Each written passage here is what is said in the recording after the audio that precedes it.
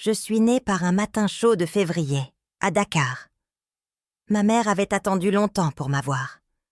Elle avait connu les silences, les larmes discrètes, les prières nocturnes. Quand je suis enfin arrivée, elle m'a appelé son petit arc-en-ciel, comme une lumière après l'orage, un cadeau qu'on n'ose pas trop toucher. Ma naissance a ouvert une porte. Peu après, mes frères et sœurs sont arrivés comme une pluie d'étoiles. Et moi, sans qu'on me le demande, j'ai appris à faire le biberon, à calmer les pleurs, à raconter des histoires pour endormir. J'étais la première, la veilleuse, celle qui avait annoncé la vie. On ne m'a jamais forcée, mais tout en moi me poussait à veiller sur eux. J'aimais quand ils posaient leur tête sur mes genoux. J'aimais leur faire rire. Même fatiguée, je voulais être là. J'étais l'aînée. J'étais leur repère. Maman disait souvent, « Quand je ne suis pas là, c'est Madeleine qui pense à tout. » Et j'aimais ça. J'aimais qu'on me fasse confiance. Je n'étais pas une enfant comme les autres. J'étais déjà une petite adulte, avec des instincts d'amour plus forts que les jeux. À l'école, j'étais sérieuse. Mais je regardais souvent par la fenêtre, en pensant à mes petits frères. S'ils avaient me démangé, s'ils s'étaient disputés. Mon cœur battait déjà au rythme d'un autre que le mien. Je ne savais pas encore, mais c'était le début d'un très long désir. Le désir d'aimer, de nourrir, de protéger. D'être un jour moi aussi maman. Mais à Dakar, sous ce soleil d'enfance, tout semblait encore simple. J'étais la grande sœur, j'étais la petite maman. Et j'étais heureuse. Pendant que d'autres enfants jouaient dehors, moi je surveillais les biberons. Je savais comment chauffer l'eau juste ce qu'il faut. Comment reconnaître un pleur de fatigue d'un pleur de faim. À 8 ans, j'étais déjà celle qu'on appelait quand quelque chose n'allait pas. J'aimais ça. Ce n'était pas un poids. C'était une mission douce, comme une évidence. Ma maman me laissait veiller pendant qu'elle allait au marché. Et je prenais ça au sérieux, comme si le monde entier dépendait de moi. J'étais fière, avec mon petit tablier cousu à la main. Je savais raconter des histoires pour endormir les petits. Je chantais des berceuses, apprises en écoutant ma grand-mère. Mes bras étaient leur refuge, mes genoux leur terrain de jeu. J'étais la sœur, oui. Mais dans mon cœur, j'étais déjà un peu plus. À l'école, mes cahiers sentaient encore le lait chaud. Les autres filles parlaient de poupées, de rêves lointains. Moi, je pensais aux couches, aux maladies, aux repas. Mon univers tournait autour des besoins des autres, et j'aimais ce rôle, silencieux, mais vital. Je crois que, très tôt, mon corps s'est imprégné de cette idée. Donner, nourrir, consoler, protéger, comme si j'étais née pour ça, pour être la première à aimer, à accueillir, pour transformer les gestes simples en gestes d'amour. Parfois, j'entendais des adultes dire que j'étais trop sérieuse, pas assez enfant. Mais je n'étais pas triste, j'étais concentrée. J'avais un monde dans les bras, et personne ne pouvait comprendre combien ça comptait pour moi. Et sans le savoir, j'écrivais déjà les premières lignes du grand désir qui allait guider ma vie. Le désir d'être mère, pour de vrai. Un jour, et ainsi j'ai grandi, devenue plus femme, plus mûre, plus décidée. Mais patiente aussi, car je savais que fonder une famille, c'était du sérieux. Il fallait choisir avec soin celui avec qui on partage la vie. Mes parents, eux, répétèrent toujours « Avant de te marier, tu dois étudier ». Et c'est comme ça qu'un jour, ma valise a pris la route de Lyon. Je suis arrivée à Lyon avec une valise trop lourde pour mon âge et un cœur encore accroché à Dakar. Papa disait que la France offrait un avenir. Maman m'avait embrassée longtemps, en silence. J'étais la première à partir. L'aînée, encore une fois, envoyée pour ouvrir le chemin.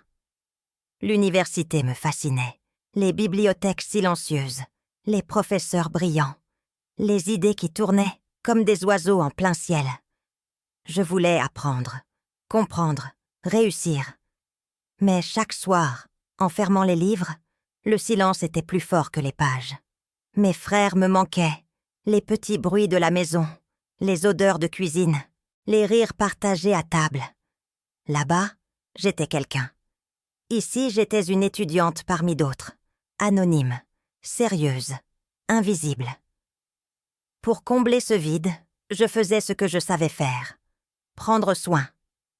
J'aidais les camarades avec leurs devoirs. Je préparais des infusions pour les malades du dortoir. Je corrigeais des copies pour les professeurs trop pressés. Donner me tenait debout. Je me levais tôt. Je révisais tard. Je ne sortais presque jamais. Les autres parlaient de soirées, de flirt, de liberté. Moi, j'avais la tête pleine de concepts et le cœur plein d'absence. Je n'étais pas triste, juste ailleurs. Parfois, je regardais par la fenêtre et je pensais « Est-ce que quelqu'un m'attend quelque part ?» Cette question me suivait comme une ombre discrète, pas douloureuse, mais tenace, comme un écho. Et dans ce vide silencieux, une certitude grandissait. Un jour, je construirais un foyer, avec rire, avec odeur, avec lien fort. Je ne savais pas quand, ni comment, mais je savais pourquoi. À Lyon, j'avais le cœur tranquille, mais pas fermé. J'étais polie, souriante, attentive. Alors oui, des garçons sont venus. Ils m'ont invitée à prendre un café, à voir un film, à marcher un peu. Mais dès qu'ils parlaient de rien de sérieux, mon regard se fermait doucement. Je ne cherchais pas un prince, ni une sécurité. Je cherchais une âme, une main qui sache tenir longtemps. Un silence partagé, sans malaise. Quelqu'un qui comprenne que le mot « famille » ne se dit pas à la légère. Et à chaque fois, je sentais. Ce n'était pas ça. Ils voulaient s'amuser. Ils voulaient qu'on les rassure. Ils me trouvaient mature pour mon âge, ou différente des autres filles. Mais personne ne voulait grandir avec moi. Pas vraiment. Ils passaient. Je restais. Parfois, je rentrais dans ma chambre avec le cœur un peu serré. Pas triste, juste en attente. J'allumais une bougie, je lisais un passage de Simone Weil ou de Césaire, et je me disais « Un jour, quelqu'un verra ce que j'ai dans les mains, pas seulement mon visage. » Et puis, il y avait les lettres de maman. Elle écrivait comme on console. Elle me disait de ne pas me presser, que Dieu écrit les rencontres, que mon cœur valait trop pour le donner au hasard. Ces mots étaient des ponts entre Dakar et Lyon, des berceuses en papier. Je continuais mes études. Je me perdais dans la philosophie. Mais chaque fois que je voyais une poussette dans la rue, mon ventre se serrait un peu. Ce n'était pas une jalousie, c'était une faim douce, une promesse encore vide. Je savais que oser aimer demandait du courage, et que, peut-être, c'était le courage qui viendrait à moi, pas le hasard, pas les promesses, juste un regard vrai, et je l'attendais, sans bouder la vie, mais avec le cœur prêt. Et après de bonnes nuits de prière, Dieu a entendu mon souhait. Et ainsi j'ai rencontré Jacques. Il était assis au fond de la bibliothèque, le nez dans un livre de médecine. Lunettes glissées sur le bout du nez, front plissé. Ce jour-là, je cherchais un manuel de logique. Mais c'est son regard que j'ai trouvé. Un regard posé, profond, comme s'il me reconnaissait. On s'est regardé. Une seconde de trop. Pas par maladresse, mais par évidence. Il m'a souri. Pas un grand sourire. Un sourire discret, de ceux qui savent attendre. Et dans ce silence studieux, quelque chose a changé. La semaine suivante, je l'ai croisé près des rayons. Il m'a demandé si j'aimais vraiment la philosophie. J'ai répondu « Elle me garde debout ». Il a ri doucement et a dit « Moi, c'est la cardiologie. Peut-être qu'on cherche la même chose, par deux chemins. » Son nom était Jacques. Il venait de Marseille. Un accent léger, une voix calme. On a commencé à se croiser plus souvent, puis à s'asseoir côte à côte, puis à parler. D'Aristote, de médecine, de nos mères, de ce qu'on voulait devenir. Il ne m'a jamais posé de questions pressées. Il écoutait. Il notait des détails. Il me ramenait du thé au jasmin parce que je l'avais mentionné une fois. Je n'étais pas une conquête pour lui. J'étais une rencontre. Et moi, je me surprenais à attendre ces moments, à chercher son visage dans la salle, à relire nos conversations dans ma tête. C'était doux, lent, vrai. Comme si tout ce que j'avais attendu prenait enfin forme. Un jour, il m'a dit « Quand tu lis, on dirait que ton silence parle. » Et j'ai su. J'ai su qu'il ne voyait pas que mon visage. Il voyait ma solitude, mon désir, mon calme, et il ne fuyait pas. Nos chemins d'études semblaient opposés. Lui avec ses dissections, moi avec mes dissertations. Mais en vérité, on cherchait tous les deux à comprendre la même chose, le cœur humain. Lui, dans sa mécanique. Moi, dans ses vertiges. Le soir, on révisait chacun nos cours dans un petit café tranquille. Il m'expliquait les battements, les valves, les urgences. Je lui parlais de Kant, de Lévinas, du sens. Et entre deux phrases, nos mains se frôlaient sans se chercher. C'était un amour sans déclaration. Il poussait comme une plante qu'on n'ose pas arroser trop vite. Il y avait du respect, de l'écoute, une tendresse silencieuse qui ne demandait pas d'étiquette. On était là, ensemble, et c'était suffisant. Un jour, il m'a offert un stéthoscope, pas pour jouer, pour écouter. Il avait inscrit « pour entendre ce que je ne sais pas encore te dire ». Et ce jour-là, j'ai compris. Il m'aimait. À sa manière douce, pudique, fidèle.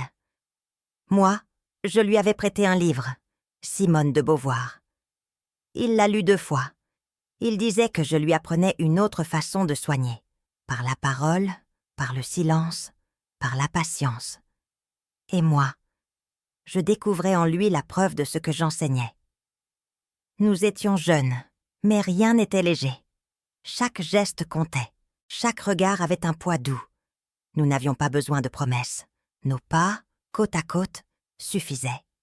Et dans cette lenteur, je sentais mon rêve ancien reprendre forme, celui d'un foyer, d'un enfant, d'une table avec du pain chaud et 2 sourires fatigués. Avec lui, ce n'était plus une attente, c'était un début. Il n'y a pas eu de grande demande, ni de bague surprise. Un jour, entre 2 cafés et une pile de livres, Jacques a dit « Et si on faisait ça pour la vie ?» Et j'ai répondu « Je pensais que c'était déjà le cas. » C'était simple, naturel, serein. On a choisi une date sans fioriture, une petite salle, quelques amis. Ma robe était ivoire, brodée à la main par une voisine de Dakar. Il portait un costume un peu trop grand, hérité de son père. Mais ses yeux, ils étaient à ma taille. Nos familles étaient là et là. Mes parents avaient fait le voyage. Ils souriaient, émus, discrets. Les frères et sœurs chuchotaient, riaient, prenaient des photos floues. On était entourés d'amour vrai, pas de glamour. Je me souviens de la phrase du maire. L'amour est une décision joyeuse. Et c'est exactement ce que c'était. Une décision, une joie, pas un rêve, pas un conte. Une promesse quotidienne avec vaisselle, fatigue, lumière et silence. Après la fête, on est rentré à pied, main dans la main. Il pleuvait un peu. On riait beaucoup. Il m'a dit « C'est fou comme j'ai l'impression qu'on a déjà vécu 50 ans ensemble. » Et j'ai pensé « Alors vivons 50 de plus. » Notre premier appartement était petit, mais plein d'échos. On y chantait, on y lisait à voix haute. On partageait les courses, les factures, les silences du soir. C'était notre monde, rien qu'à nous. Et dans ce monde, doucement, une place restait vide, une petite chaise invisible, un rire imaginé, un nom qu'on n'osait pas encore dire. Mais on savait. Le désir d'un enfant vivait déjà là, entre les murs. Au début, on ne comptait pas. On vivait, on s'aimait, on pensait « Quand ce sera le bon moment, il viendra. » Et puis, les mois ont passé, les saisons, les années, et rien. Juste ce silence entre 2 battements d'espoir. Chaque cycle devenait un calendrier discret, une attente muette. Je reconnaissais les douleurs, les signes, et je les détestais.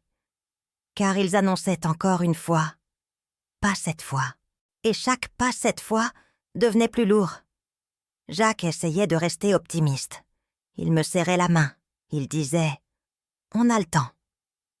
Mais son regard, parfois, se perdait. Il lisait trop sur le sujet. Il posait des questions aux collègues. Il dormait moins.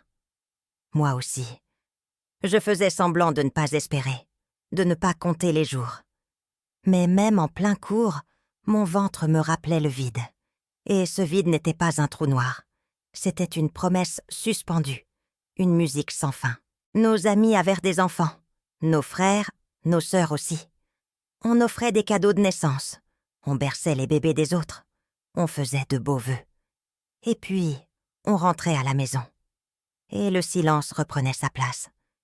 Je ne me sentais pas incomplète, mais amputée d'une image que j'avais depuis l'enfance, celle d'un petit être m'appelant « maman ».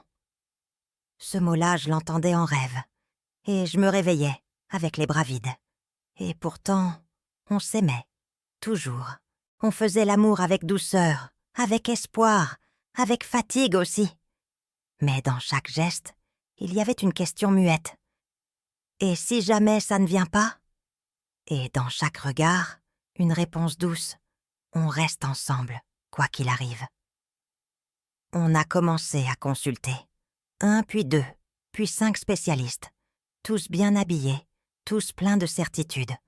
Certains étaient polis, d'autres secs. Tous parlaient avec le même ton. Celui qui pense savoir mieux que vous ce que votre corps peut ou ne peut pas. Ils me regardaient Anna comme une statistique, une patiente de plus de 35 ans. Plus tard, ce serait plus de 40, puis trop tard. Ils disaient « Vous avez déjà une belle vie, un mari aimant, un métier. » Comme si désirer un enfant devenait caprice au-delà d'un certain âge. Jacques posait des questions précises. Moi, je restais droite. J'écoutais. Mais à chaque fois qu'il parlait de mon utérus fatigué ou de la courbe descendante, j'avais envie de crier, de leur dire « Regardez-moi, je suis vivante, prête, aimante. » Certains évoquaient l'adoption, la résignation, la beauté de la liberté sans enfant. Mais aucun ne demandait « Depuis quand ce désir vous habite? Comment vivez-vous cette attente ?» Aucune écoute, juste des verdicts. Je sortais des consultations plus lourdes, pas dans le ventre, dans l'âme. Je me sentais invisible, comme si mon désir ne comptait pas, comme si les femmes comme moi devaient toujours rester les tantes, les marraines, les témoins silencieuses de la maternité des autres. Un jour, un médecin a dit à Jacques « Elle devrait accepter. La nature a parlé. » Jacques a répondu doucement « La nature ne parle pas. Elle change. Et parfois, elle attend. » Ce jour-là, je l'ai aimé encore plus fort. Mais à force de réponses froides, de portes fermées, d'espoirs blessés, on a commencé à se taire, à ne plus en parler tous les jours, à faire semblant d'avoir accepté. Mais au fond, le rêve respirait encore, fragile, mais vivant. Il parlait chiffres, courbes, statistiques, réserve ovarienne, âge critique, taux d'échec. Mais aucun ne regardait mes yeux. Aucun ne voyait la douleur derrière ma posture digne. Ils écoutaient à peine ma voix, comme si mon rôle était d'acquiescer. Jacques, lui, posait des questions calmes, mais précises. Il voulait comprendre. Il notait. Il lisait. Et pourtant, même lui, parfois, semblait effacé par la blouse blanche. Comme si son amour, sa foi, n'avaient pas de place dans ce dialogue froid. Je cherchais un regard qui dirait « Je vois votre combat ». Mais tout ce que je voyais, c'était des horloges, des visages pressés, des sourcils froncés. J'aurais voulu crier « Je ne suis pas un dossier, je suis une femme, une épouse, une rêveuse ». À la maison, le silence s'installait après chaque rendez-vous. On ne savait plus quoi dire. On préparait le dîner en se frôlant à peine. On écoutait la radio, on se couchait tôt. Et parfois, Dans la nuit, il me prenait la main sans un mot. Un jour, Jacques m'a dit « J'aimerais qu'il voie tout ce que tu portes avec grâce. » Et j'ai pleuré. Pas de douleur, de reconnaissance, parce qu'il savait, parce que dans ses yeux, je n'étais pas une femme qui n'avait pas réussi. J'étais celle qui continuait. C'est là que j'ai compris une chose essentielle. Ce que je cherchais chez ces médecins, ce n'était pas seulement une solution, c'était une validation, un regard qui dise « Votre espoir est légitime ». Et ce regard, seul Jacques me l'offrait. Alors, j'ai décidé de ne plus laisser les chiffres voler ma foi. J'étais toujours là. Mon amour aussi. Et tant que nos yeux se reconnaissaient, rien n'était perdu. On a commencé les protocoles lourds. Des injections aux noms imprononçables, des horaires rigoureux, des marqueurs biologiques, des échographies. Je gonflais, vomissais, comptais. Jacques préparait les seringues, notait les heures, tenait ma main. C'était notre routine, minutieuse, contre le temps. Jour après jour, je suis devenue experte en jargon médical. Stimulation ovarienne, transfert embryonnaire, réceptivité endométriale. La langue de la fertilité est devenue ma deuxième langue. On a essayé pendant des mois, sans garantie, avec la peur, mais avec espoir. Les premières tentatives ont échoué. Réaction allergique, cycle mal synchronisé, embryon non viable, chaque non blessait. Le corps ne répondait pas, le cœur se défaisait. Et moi, je pleurais chaque fois qu'on me disait « Tout est dans la norme, mais… » Les phrases s'éteignaient, mais restaient. Jacques était à chaque rendez-vous, chaque piqûre, chaque nuit blanche. Il ne m'a jamais laissée seule. Il me regardait comme si chaque blessure que je portais me rendait plus précieuse. Et on se nourrissait de cet amour-là, devenu plus dense, plus profond.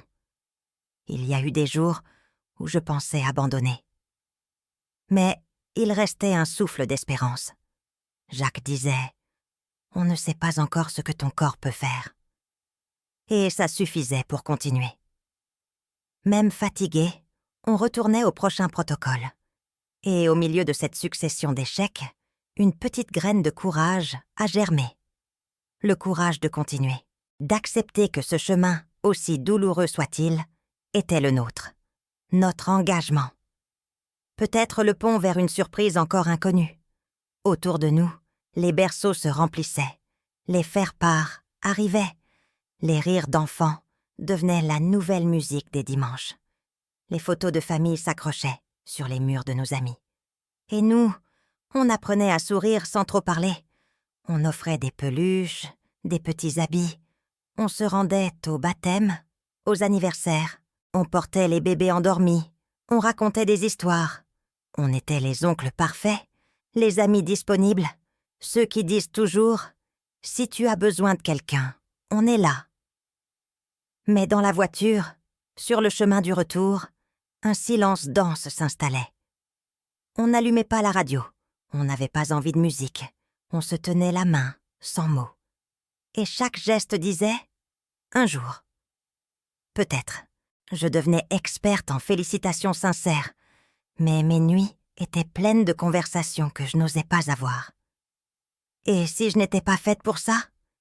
Et si je me contentais d'aimer les enfants des autres? Je retournais ces phrases comme des galets dans ma tête. Jacques sentait tout. Il n'insistait pas. Mais je le voyais s'éloigner parfois, quelques secondes, comme s'il allait pleurer ailleurs, pour ne pas m'inquiéter. Et moi, je faisais pareil. On était deux amoureux qui ne savaient pas plus comment rêver à deux. La maison était belle, pleine de livres, de fleurs, de repas partagés. Mais parfois, trop calme, trop ordonné. Il n'y avait pas de jouets sous les tables, pas de dessins accrochés au frigo. Et ce vide-là pesait plus que tous les silences du monde. Mais on ne s'est pas quitté. Au contraire, on a appris à être ensemble, même dans l'inachevé, à s'aimer sans enfant. J'avais toujours aimé lire. Mais dans ces années vides de berceau, les livres sont devenus mes refuges. Je lisais pour respirer, pour comprendre, pour m'oublier aussi. Et puis, j'ai commencé à enseigner, à transmettre ce que la vie me refusait autrement. Devant mes élèves, je retrouvais une forme de maternité. Je les écoutais, je les guidais, je les grondais parfois. J'avais toujours des mouchoirs dans mon sac, des chocolats dans mon tiroir.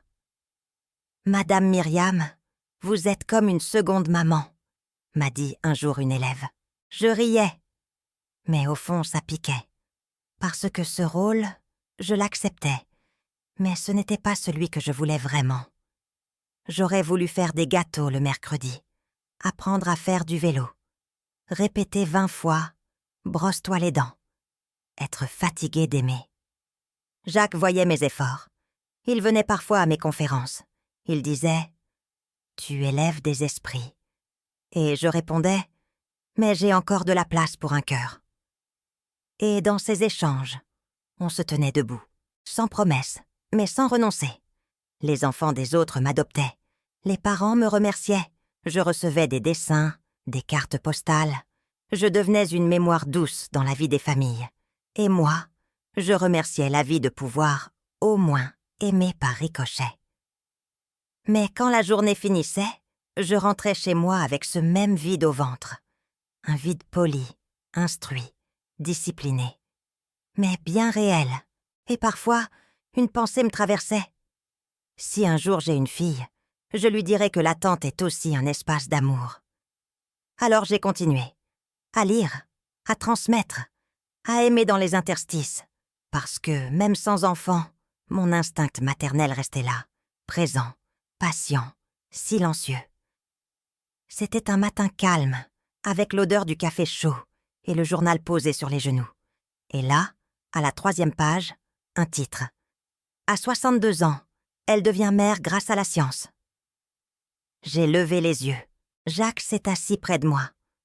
On s'est regardé. Longtemps, en silence d'abord.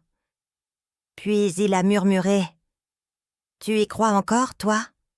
Et j'ai répondu « Je crois que je n'ai jamais cessé. » Ce jour-là, quelque chose a bougé en moi, comme une braise qui recommence à chauffer après des années de cendres. On a lu l'article, une Française, partie aux États-Unis, fécondation in vitro, bébé en bonne santé. Les mots sautaient aux yeux, entre rêve et défi. Je n'avais jamais osé penser aussi loin. Mais cette femme-là venait d'élargir la carte du possible. Jacques a posé le journal, les mains tremblantes. Il a dit « Et si on essayait, ailleurs ?» Ailleurs. Un mot simple. Mais qui ouvrait une faille dans notre routine? Une brèche où l'espoir pouvait se faufiler à nouveau. Pendant des jours, on en a parlé doucement, sans pression, comme un secret précieux. Il cherchait des cliniques.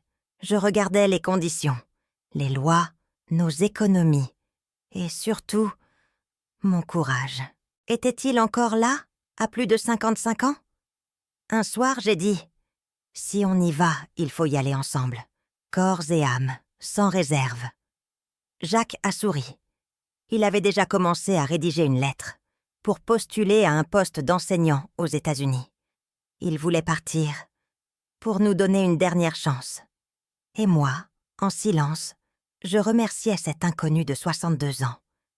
Parce qu'en accouchant, elle avait réveillé en moi quelque chose d'endormi. Et que, pour la première fois depuis longtemps, j'avais envie d'y croire. Les démarches ont pris du temps. Les papiers, les équivalences, les lettres de recommandation. Mais Jacques n'a pas hésité une seconde. Il a contacté une université californienne, proposé un cours sur la cardiologie et la recherche clinique. Quelques mois plus tard, il recevait une offre. Moi, je préparais notre départ en silence. Je triais mes livres, empaquetais nos souvenirs, numérisais les albums. Mais surtout, je préparais mon cœur. Pour une dernière tentative. Une aventure folle, une porte qu'on croyait fermée et qui, doucement, se rouvrait. Arrivés aux États-Unis, on était comme deux jeunes à nouveau. Curieux, un peu perdus, avec des projets plein les valises. On a loué un petit appartement près du campus. Je marchais lentement. Mais mes pensées couraient loin.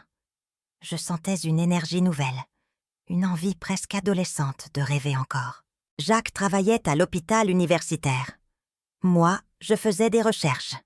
Je lisais tout ce que je trouvais sur les cliniques, les taux de réussite, les témoignages de femmes comme moi. J'écrivais, questionnais, notais. Mon cahier était rempli de scénarios possibles.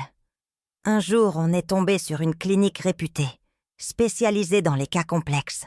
On a pris rendez-vous. Ils ont été clairs. Ce serait difficile, mais pas impossible. Pour eux, j'étais une candidate atypique, mais déterminée.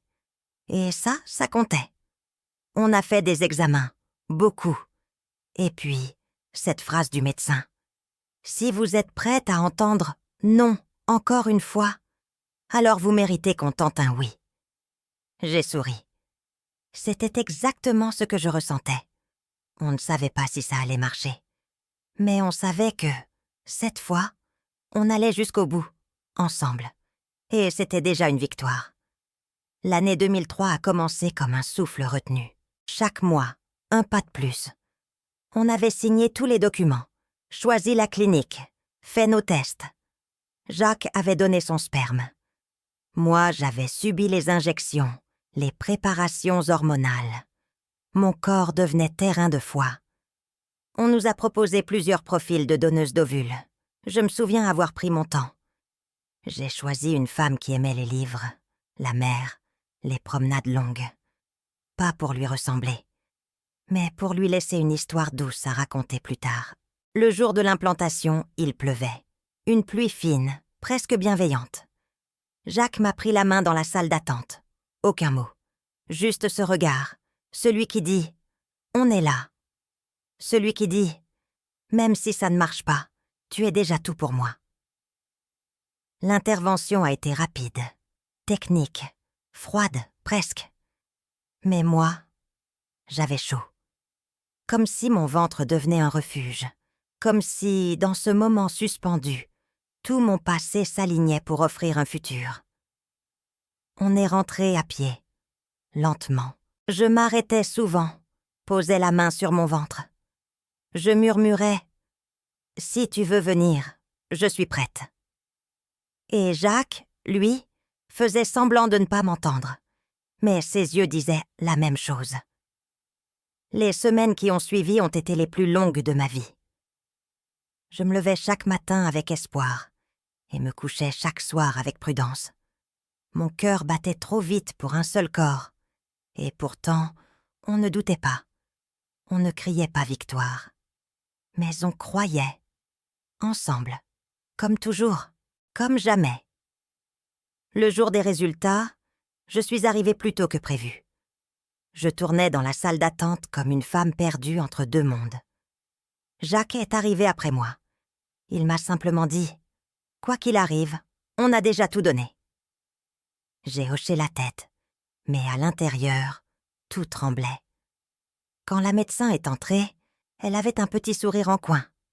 Elle s'est assise, elle a pris mon dossier et elle a dit « Madame Dos Santos, vous êtes enceinte ». Et là, le monde s'est arrêté.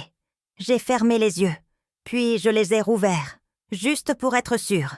Je n'ai pas crié, je n'ai pas ri, j'ai pleuré, mais pas des larmes de peur ou de soulagement. Non, des larmes d'enfant, d'une enfant qui, enfin, a été choisie, d'une femme qui, enfin, est devenue mère. Jacques m'a prise dans ses bras, en silence. Il n'a pas dit « félicitations », il a dit « bienvenue ». Et ce mot m'a enveloppée, comme si mon corps, après des décennies d'attente, avait trouvé sa raison d'être. En sortant de la clinique, tout semblait plus lumineux. Même l'air avait une autre densité. On marchait lentement, comme si chaque pas devenait sacré. Je touchais mon ventre encore plat, mais déjà plein d'une promesse. Ce soir-là, on n'a pas fêté. Pas de champagne, pas d'annonce, juste nous deux, assis sur le canapé, mains liées. Et ce silence doux, habité, comme si la vie elle-même retenait son souffle avec nous. À 60 ans, je portais une vie. Et cette vie, c'était aussi la mienne, enfin. Les semaines ont passé comme dans un rêve fragile. Chaque matin, je me réveillais, avec la peur de ne plus sentir ce fil invisible qui me reliait à elle. Chaque rendez-vous médical devenait une étape sacrée. Un battement de cœur entendu, c'était une victoire sur le doute. La gynécologue me recevait avec douceur. Elle savait que ce n'était pas qu'une grossesse tardive. C'était une promesse faite à l'impossible. Elle parlait lentement, m'expliquait chaque image, chaque chiffre. Et moi, j'écoutais comme une élève émerveillée. Les premiers mots sont arrivés. Nausées, vertige, douleur dans le dos. Mais je ne me plaignais pas. Chaque inconfort était un rappel. Elle est là, en moi, contre toute attente. Ma fille, mon miracle, mon défi au calendrier du monde. Jacques était présent à chaque rendez-vous. Il posait des questions, prenait des notes, souriait quand il entendait le cœur de notre bébé battre à travers les haut-parleurs. « Tu entends ?» me disait-il. « Elle nous parle déjà. » Je parlais à mon ventre le soir, de ma jeunesse à Dakar, de mes frères, des chemins que j'avais pris, des livres que j'aimais. Je voulais qu'elle sache d'où elle venait, avant même de savoir marcher. Je voulais que chaque cellule d'elle porte une histoire. Les médecins restaient là prudents. Ils surveillaient tout. Et moi, je les remerciais. Parce qu'ils ne m'infantilisaient pas. Ils voyaient en moi une mère, une vraie, pas une exception médicale, mais une femme capable de porter la vie, même à 60 ans. Et chaque nuit, en m'endormant, je murmurais « Tiens bon, ma fille, on va y arriver, ensemble. » Elle est née un matin d'avril. Le ciel était clair, le vent doux. J'avais 61 ans et l'impression que j'allais rencontrer une partie de moi que j'avais cherchée toute ma vie. L'accouchement était programmé, sous haute surveillance. Mais rien n'aurait pu me préparer à ce moment. Quand j'ai entendu son cri, j'ai fermé les yeux. Une larme a coulé. Et une phrase m'a traversée, comme une évidence. Elle est là. Une certitude, une réparation, une vie neuve. Hawa était née. La peau couleur miel doré, les traits mêlant mon histoire et celle de Jacques. Belle comme l'avenir qu'on n'osait plus rêver. Jacques tremblait en la prenant dans ses bras. Il l'appelait « notre étoile tardive ». Elle le regardait déjà, curieuse, comme si elle reconnaissait en lui la voix qui avait bercé nos nuits. Moi, je n'osais pas la lâcher du regard. Elle était réelle. Elle était mienne. À la maternité, les infirmières passaient souvent dans notre chambre.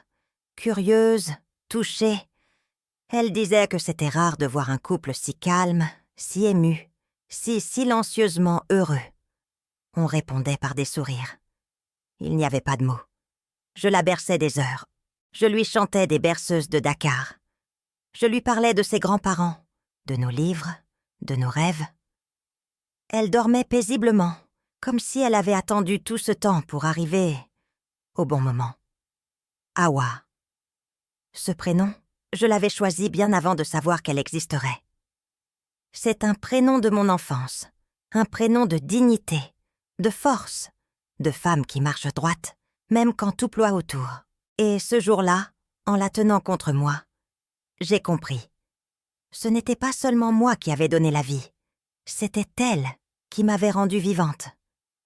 On dit souvent qu'il faut de l'énergie pour élever un enfant. Moi, j'avais autre chose. Le temps.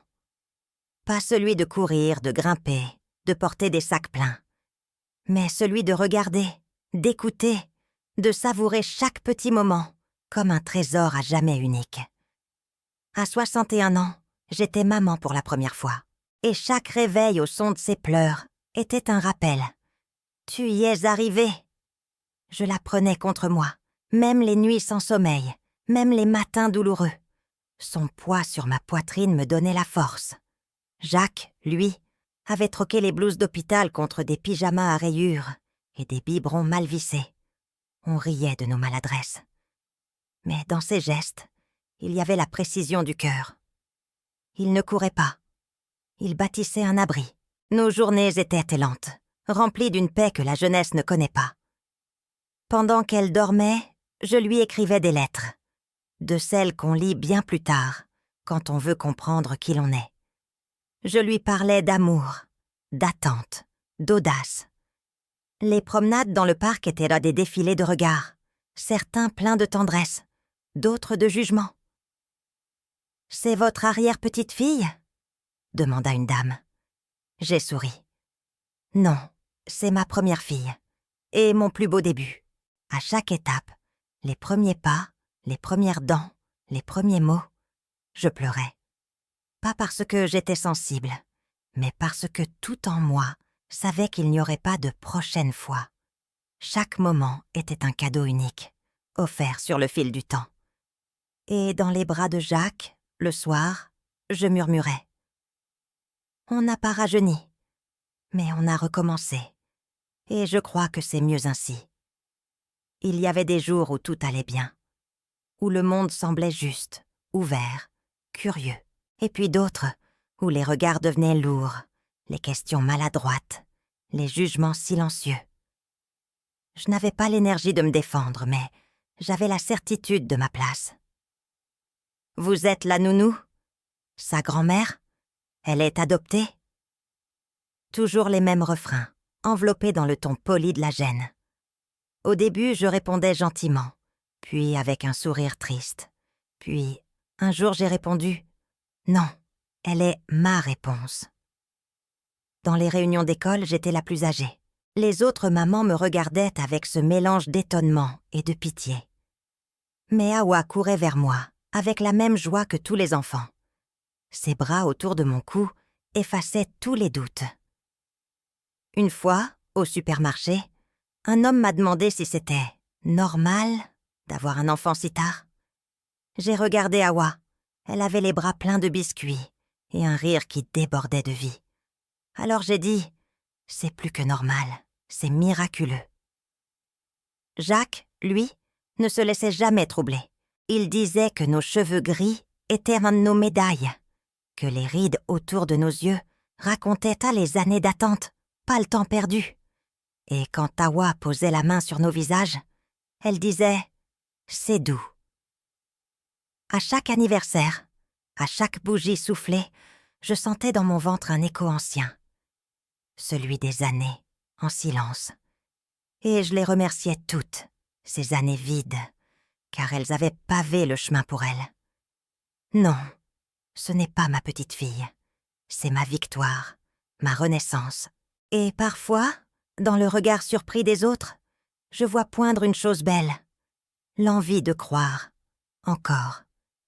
Elle a grandi vite, trop vite à mon goût. Chaque centimètre gagné sur la toise était pour moi un souvenir qui s'éloignait. Mais elle allait de l'avant, avec ce mélange d'intelligence vive et de douceur tranquille qui la rend unique. À 21 ans, Hawa est étudiante en biomédecine. Elle veut comprendre les mystères du corps, du vivant, de ce qui permet à une cellule d'en devenir des milliards. Je souris parfois en la voyant lire ses manuels. Elle étudie ce qui l'a rendu possible. Elle pose des questions, parfois doucement, parfois frontalement. « Maman, comment c'était cette grossesse ? Pourquoi avoir attendu si longtemps ?» Je réponds avec la vérité que j'ai. L'amour a mis du temps à se faire entendre. Mais il est arrivé. Jacques lui parle aussi, de la clinique, des examens, de l'émerveillement médical. Mais surtout, il lui parle de la foi, de ce choix fou qu'on a fait, de ce pari contre le temps, et de la plus belle mise au monde qu'il ait jamais vue. Hawa ne ressent ni gêne ni fardeau. Elle dit souvent qu'elle est née d'une urgence tendre. Elle aime cette image. Elle dit qu'elle veut aider d'autres femmes, d'autres familles, qu'elle veut que les miracles aient un peu moins de solitude autour d'eux. Elle a les yeux de son père, la peau de mes rêves, et la voix de toutes les femmes qui ont attendu, espéré et un jour entendu. C'est possible. Quand elle parle, j'entends en écho toutes celles qu'on a fait taire. Et parfois, le soir, elle me serre dans ses bras et me dit Merci d'avoir attendu pour moi. Et moi, je pense, je ne t'ai pas attendu, ma fille. Je t'ai cherché, partout, jusqu'à ce que la vie me réponde. Il y a des mots qui guérissent pas plus que les médicaments. Maman en fait partie. La première fois qu'Awa l'a prononcé, elle avait à peine 1 an. Elle tendait les bras, bavait un peu, riait beaucoup. Et moi, j'ai senti mon cœur se réparer. Ce mot, si court, si doux, était pour moi une prière devenue chère, une promesse tenue, un rêve qu'on touche. Chaque fois qu'elle m'appelle ainsi, je sens derrière ce mot toutes les années d'attente, les nuits blanches, les examens, les silences. Elle ne le sait pas. Mais parfois, j'écoute sa voix derrière la porte quand elle téléphone. Juste pour l'entendre dire « ma mère ». Et mon ventre se serre, encore. Pas de douleur, de gratitude, d'avoir été choisie, à ma façon. Parfois, elle me le dit en riant. « Maman, t'es un peu vieille école, hein ?» Et je ris avec elle. Oui, je suis d'un autre temps. Mais mon amour pour elle, lui, est né avec elle. Il n'a pas d'âge, pas de rides, juste une tendresse intacte. Je repense aux femmes que j'ai croisées, aux élèves que j'ai aimés, aux bébés que j'ai bercés avant d'avoir le mien, à toutes ces petites répétitions de maternité. Et je comprends, ce mot « maman » n'est pas venu d'un seul jour. Il est né de toute une vie. Quand elle me présente à ses amis, je vois dans ses yeux une fierté douce. Elle ne me cache pas, elle ne m'explique pas. Elle me donne, comme une évidence. Et je la regarde comme on regarde un cadeau qu'on pensait ne jamais recevoir. « Maman », elle me dit. Et c'est comme si le monde, juste un instant, se taisait pour laisser ce mot résonner. On m'a dit « c'est impossible ». C'est trop tard. C'est contre nature. Et pendant longtemps, j'ai cru que leur savoir était plus fort que mon désir, que leur science dictait ma vie. Mais j'ai appris que le savoir change. Le désir, lui, persiste. Je n'ai pas combattu la médecine. Je l'ai rencontrée autrement, parfois avec méfiance, parfois avec douleur, mais toujours avec une petite flamme au fond, celle de croire que les limites ne sont pas des murs, mais des portes qu'on peut frôler, pousser, traverser. Je n'ai jamais voulu défier le monde, juste faire exister un amour que personne ne croyait encore possible. Ce n'est pas une revanche, c'est une réponse, douce, silencieuse, incontestable. Les médecins qui m'ont dit non sont loin, maintenant. Certains ont peut-être changé d'avis, d'autres, non. Mais moi, je n'ai plus besoin qu'ils approuvent. J'ai une fille, j'ai une famille, j'ai une preuve vivante. La médecine n'a pas été mon ennemie. Elle a été une compagne hésitante. Et moi, une voyageuse tenace. Ensemble, sans le savoir, on a déplacé un peu la ligne du possible. Juste un peu. Mais assez pour qu'Awa existe. Je n'ai pas vaincu la biologie. Je n'ai pas battu les statistiques. Mais j'ai ouvert une brèche. Une toute petite ouverture dans le béton des certitudes. Et par cette ouverture, une vie est passée. Et c'est tout ce que je voulais. Que la vie passe, malgré tout, grâce à tout. Il y a une chose que personne ne vous dit quand vous devenez mère après 60 ans. Chaque jour ressemble à une victoire tranquille. Une victoire sans drapeau, sans applaudissements. Mais avec un rire. Le sien. Quant à Wari, ce n'est pas juste un son. C'est une onde, une preuve, une lumière douce qui traverse toutes les nuits, passées à espérer. Son rire guérit. Il confirme. Il chante pour toutes les femmes qui ont attendu au-delà du raisonnable. Je la regarde marcher, parler, aimer. Et je pense, je l'ai eue à contretemps, mais au bon moment. Pas selon l'agenda social, ni le calendrier médical, mais selon le rythme secret de notre histoire. Je n'ai jamais couru après le temps. J'ai marché avec lui. Parfois derrière, parfois à côté. Et parfois, comme aujourd'hui, j'ai l'impression de l'avoir dépassé. Rien qu'un peu. juste assez pour qu'elle soit là. Parfois, Hawa me dit « Tu crois que j'aurai des enfants, moi aussi, tard ?»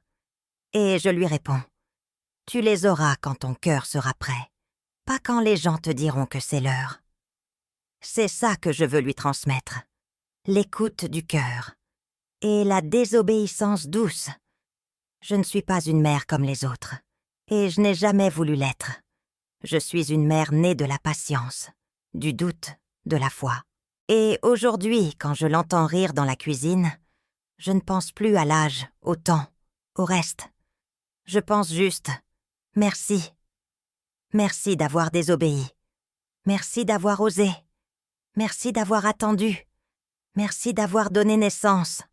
À nous deux. » Je ne suis pas un miracle. Je suis une femme qui a attendu. Une femme qui a osé croire quand tout semblait figé.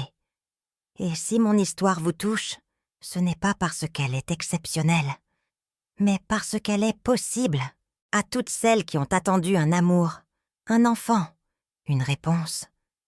Sachez que le temps ne décide pas seul. C'est votre cœur qui trace le chemin. Et parfois, la vie répond. Pas tout de suite, mais juste à temps. Je remercie Dieu de m'avoir gardée debout et d'avoir entendu ma prière, à sa façon. Merci d'avoir écouté mon histoire. Merci d'avoir marché avec moi jusqu'ici. Et vous, avez-vous vous aussi un rêve que le monde trouvait trop tard? Partagez-le. Laissez une pensée pour cette mère qui a refusé de renoncer.